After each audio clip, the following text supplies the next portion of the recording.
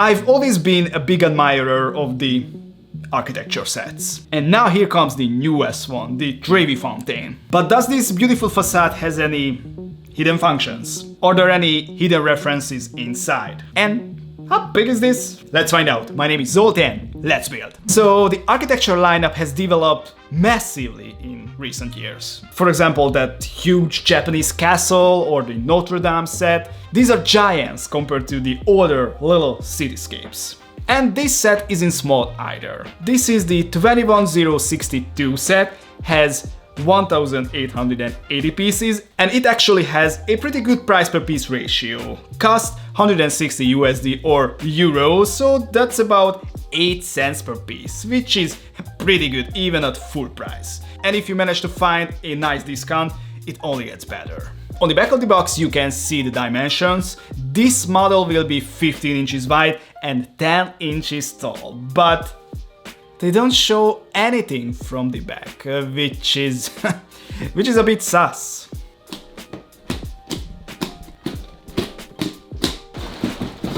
Alright, so we have 15 numbered bags, no stickers, and here is the manual, which will be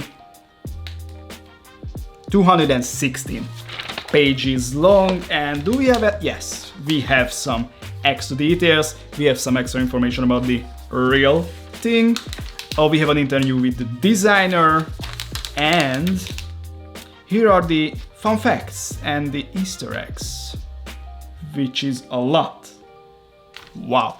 Alright guys, nothing else to do. I'm gonna start this build and let's see those tiny details and the Easter eggs too.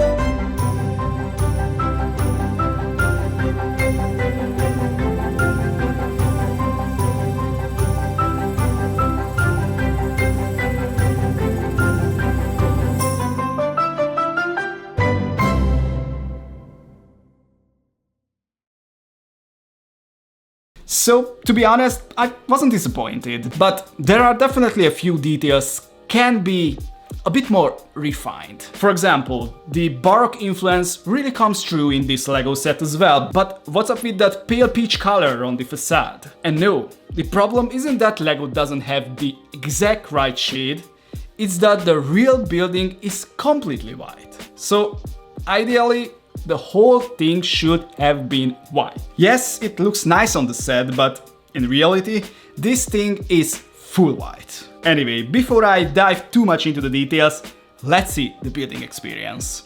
So the build starts with the base of the diorama, then the base is extended with the lower part of the facade. And yes, everyone knows that people throw a ton of coins into the fountain, so Lego included 2 of them, which is a cool little detail, but this part won't even be visible once the model is finished. So they could have at least added more into the water section. But nope. And speaking of water, the next step was building that. Then this is how the inside of the fountain looked. honestly, not much interesting details in here.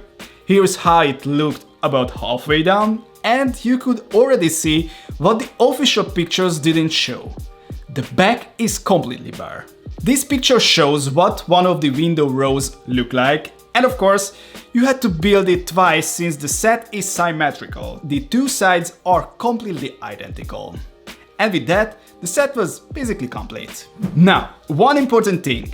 This set has actual minifigs. Just name one other architecture set that includes any kind of minifigures. Yes, you can, because there are no sets such as this. So that already makes this unique. Of course, they are not minifigs in the usual sense, but statues. Here is Neptune, god of the seas and waters. He even has his shell-shaped chariot. Then on this side there is Abundantia, who should be holding a cornucopia, but LEGO didn't put anything on her hands. And unfortunately, the statue of Salubritas isn't perfect either.